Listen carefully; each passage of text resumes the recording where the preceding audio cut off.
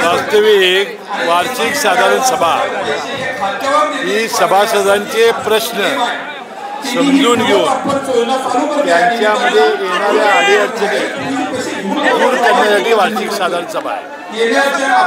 आता या वार्षिक साधारण सभेत गोंधळ करून सत्तेचा निकाल लागत नाही। सत्तेचा निकाल हा निवडणुकीमध्ये लागतो।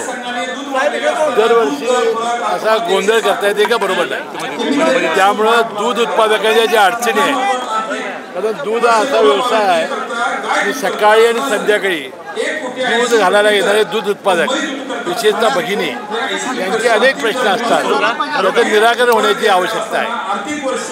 ज्या पद्धतीनं गोंधळ घातला जातो त्यामुळे लोकांचे प्रश्न हे समजून येत नाहीत आणि मला वाटतं आपण वार्षिक साधारण सभा ही शांततेने पार पाडली पाहिजे आणि निवडणुकीतच आपल्याला फैसला होईल। याचा जनरल बॉडीमध्ये याचा फैसला होत नाही हे समजून घेण्याची आवश्यकता आहे। सत्ताधाऱ्यांकडून बोगस पास वाटले गेले असा आरोप विरोधी गटाच्या बोगस आहेत काय खरे आहेत याला तपासायला काही इथे यंत्रणा नाही। त्यामुळं हे जर माहिती होतं तर मग कशाला आपण करायचे? निवडणुकीतच दाखवायचं ना काय करायचं ते।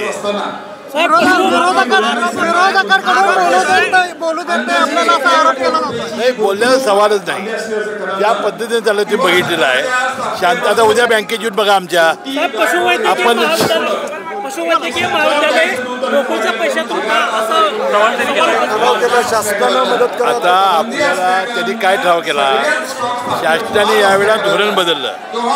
संस्थेला किंवा खाजगीला पशुवैद्यकीय महाविद्यालय काढण्याची परवानगी दिली तर शासनानं मदत केली तर एक गोकुळ काढणार आहे, कोणाला खाजगी माणसाला चालवायला देणार नाही असा ठराव केलेला आहे।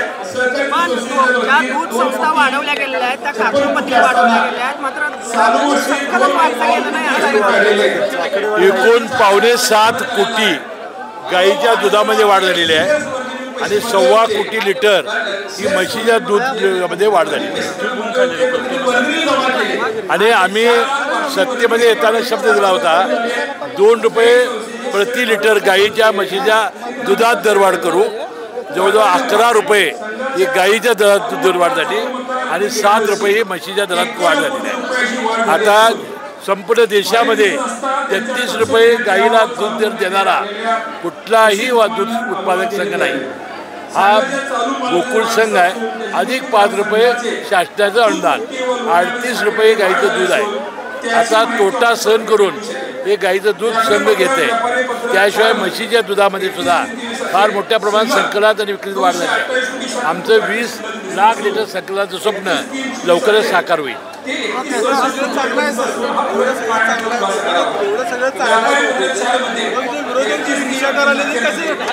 माझं काय म्हणणं आहे, शांतपणानं वार्षिक साधारण सभा हा सत्ता कुणाचा घेणारी ही सभा नाही। ही सभा दूध उत्पादकांच्या अडचणी सोडवणं, त्यांच्या ज्या अडचणी आहेत तक्रारी आहेत त्याचं निरसन करण्यासाठी आहे हे समजून घेण्याची आवश्यकता आहे। हे बघा, गाईचं दूध हे प्रचंड प्रमाणात घेतलं जातं। हा व्यवसाय आहे। गाईचं दुधाची पावडर ही केल्यानंतर पैसे घ्यावे लागणार, पैसे द्यावे लागणार।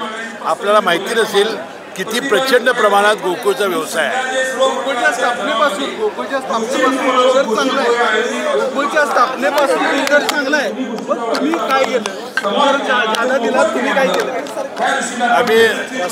आम्ही दिलं 7.25 कोटी लिटर दुधामध्ये वाढ झाली। म्हशीच्या दुधामध्ये 1.25 कोटी लिटर वाढ झाली। 7 रुपये वाढ दिली म्हशीच्या दुधाला, 11 रुपये दिली गाईच्या दुधाला। हे आम्ही काम केलं।